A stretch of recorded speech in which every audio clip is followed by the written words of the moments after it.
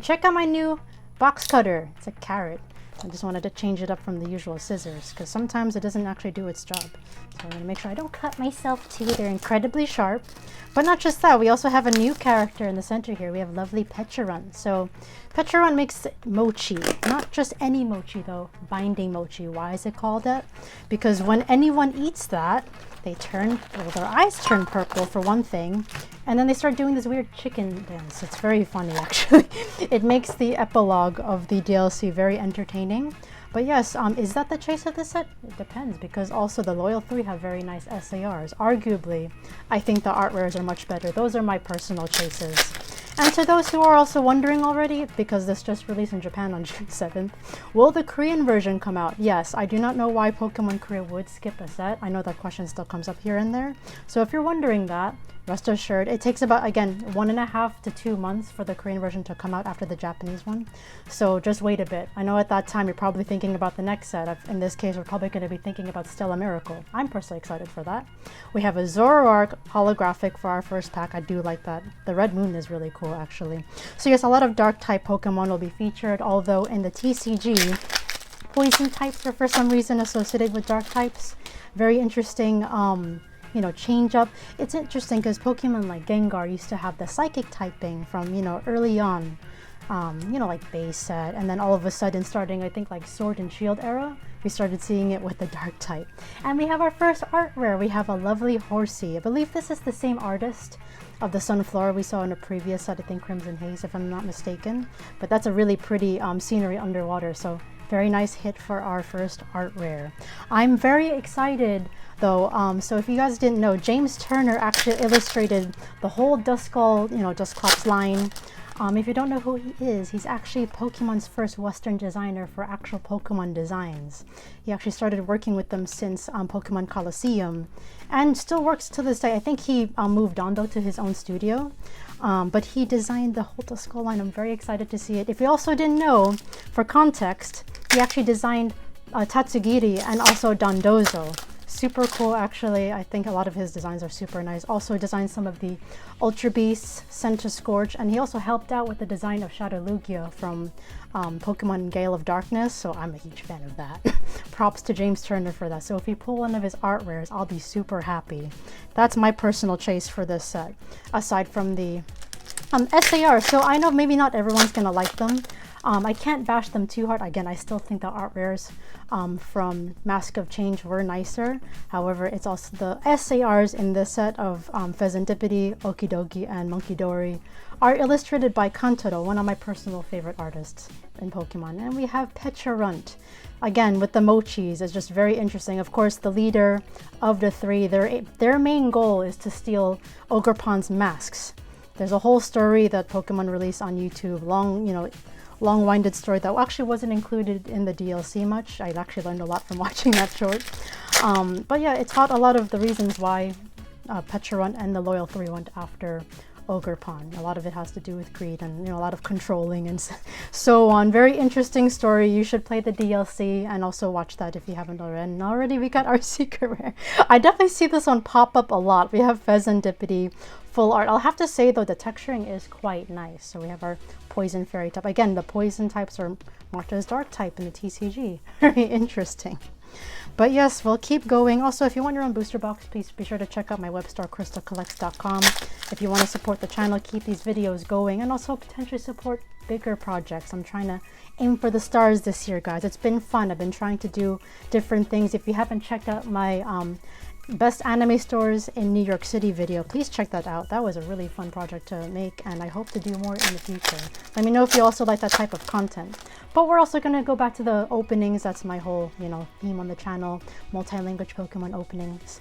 But yes, I hope for also there's a beautiful Houndoom art rare, by the way, by Taiga Kasai. They're one of the illustration contest winners, as well as this individual, Rend.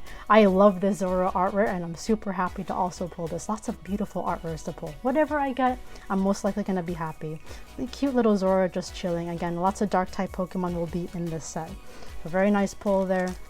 I'm probably going to get through this box really fast because there's just so many cool cards to pull. I know it's not going to be everyone's favorite, especially the Investor Bros aren't going to like this. Do you guys really think Investor Bros have played through all of Scarlet and Violet, the Teal Mask, Indigo Disc, and the Epilogue, which is what this set is really based off? It's a little bit skipping around because Indigo Disc features Terapagos, which is in the next set, Stella Miracle.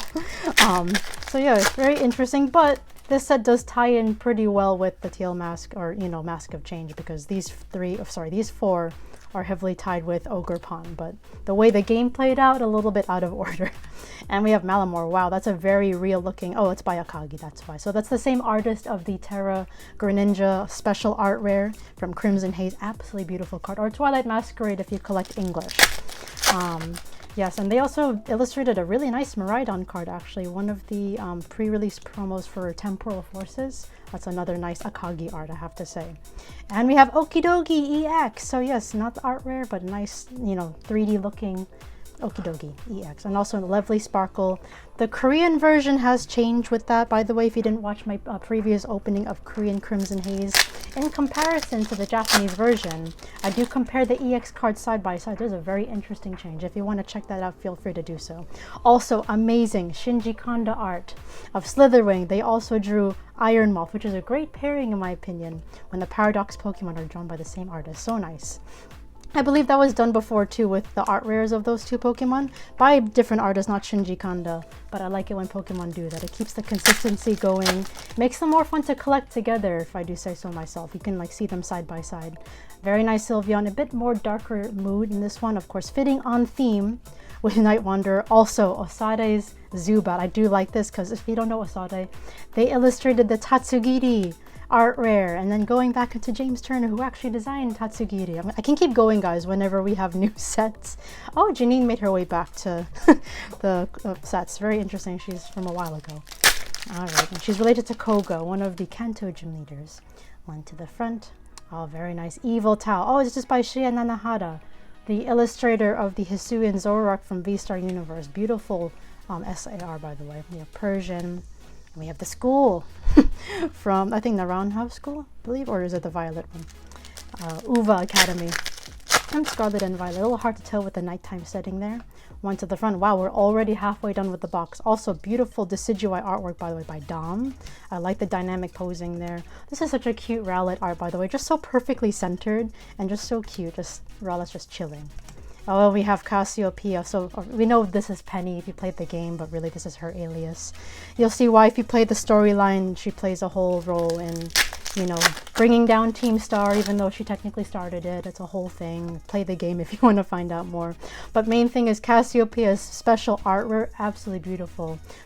She's portrayed as a hacker, and I think the artist captured the artwork so well, or the mood really, of her just hacking into the computer. Like, you have all the digital letters not on screen. It's supposed to be on screen, but in terms of the artwork, it's coming from your perspective, which is super creative. Beautiful piece of art. If I do pull it one day, I might have to stop myself from screaming. And we have Blood Moon Ursaluna. So yes, we've seen this in Crimson Haze, but now because it's a few sets after, it's now a holo card. I always say that. They keep it in your face, but in a different form, because it already had its spotlight. All right, another Cassiopeia. Dusclops. Would love to see the art rare if I could. Joltik, very nice Meowth. Oh, and Kingdra. Okay, so what's interesting that I actually was very surprised by, there's a very nice special illustration where that was really revealed in English for a feature collection box, I believe. And I thought it was going to come out in the set. I felt like it would have really juiced up the set quite a bit, but it's not. So I'm wondering how that's going to release later on. Is it going to be part of a high-class set? Is it going to be part of, I don't know, some sort of collection set? I'm very curious now because that's releasing in English, but I don't know if it's going to release in Japanese or how. Yes, we've got the Shinji Kanda Iron Moth. Super nice. I love the feature little accent there on the side. It really captures and contrasts well with the orange. But the fact that Shinji Kanda illustrated both Iron Moth and Slitherwing is super cool. I know, you know, I feel like people won't like this set, but I personally am having a lot of fun, especially with the artwork. Oh, Hypno and Drowsy in the same pack. I love it when I see that. But the dark type theme is really cool, even if the Pokemon themselves aren't all dark types. Some of them have a bit of a darker mood, like that Sylveon.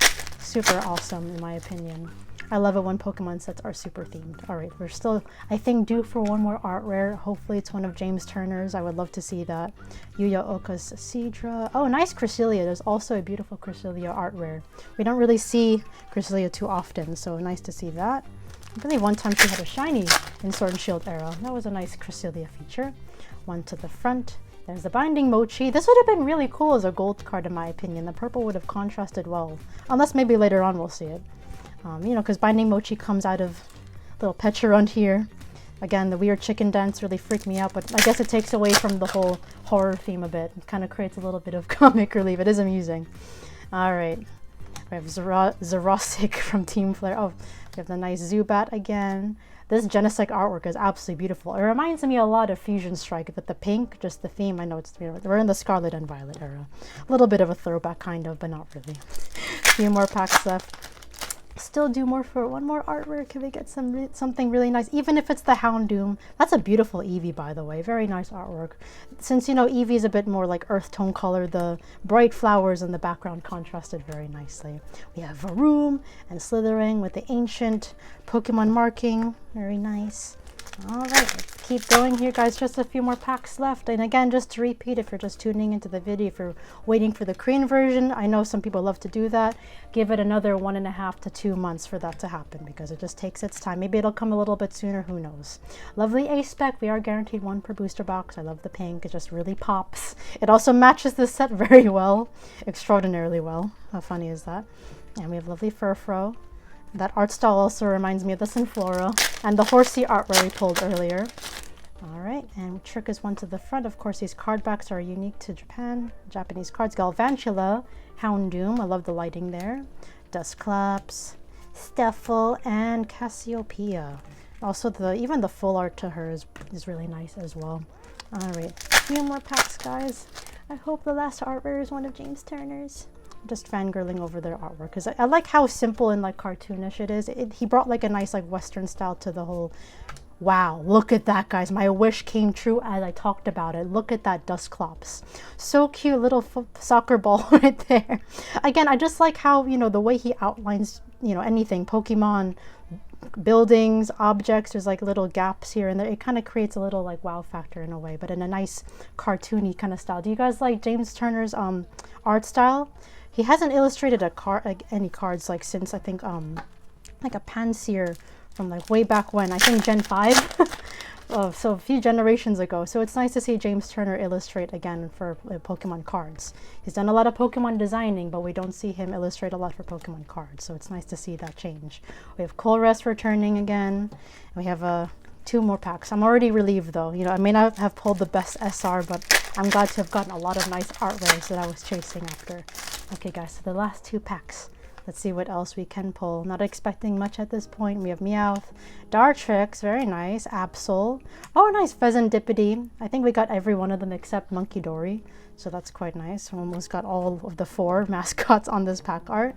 And last pack. So I think that might have been our last pull. But we'll see. Maybe things will be a bit out of order. 1 to the front. And again, if you guys want to get your own booster box of Night Wanderer, check out my web store, KrystalKollectz.com. Thank you guys so much for watching, and we're ending this with a lovely Haxorus holographic card. So much lovely art. Definitely don't sleep on Night Wanderer. I think it's a valid set.